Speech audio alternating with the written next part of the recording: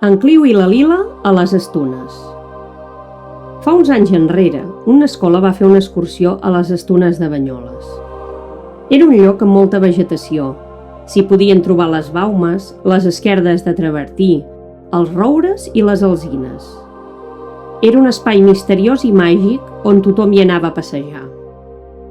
Aquell mateix dia, en Clio, un nen follet d'orelles llargues que sempre vestia una camisa vermella i uns pantalons verds, també havia decidit d'anar-les a visitar.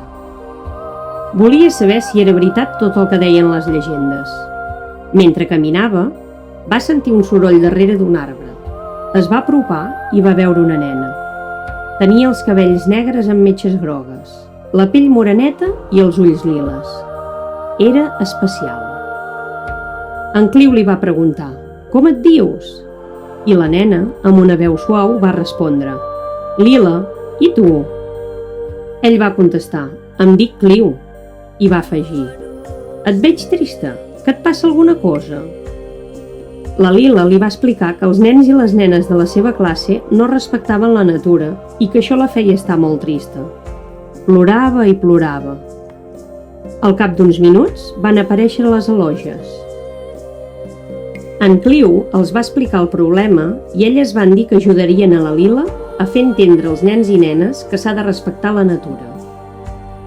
Van presentar-se davant de la classe i van fer una pregunta als nens i nenes. «Us agradaria que algú anés a casa vostra i ho desordenés tot?» Tot seguit van desaparèixer. Tots van quedar bocabadats i després de parlar-ne van arribar a una conclusió. De natura només n'hi ha una, i si no la cuidem ens en quedarem sense. Una llum va sortir d'una escletxa i va il·luminar els ulls de la Lila. De sobte es va convertir en una eloja preciosa. En Clio, en veure-la, va quedar meravellat.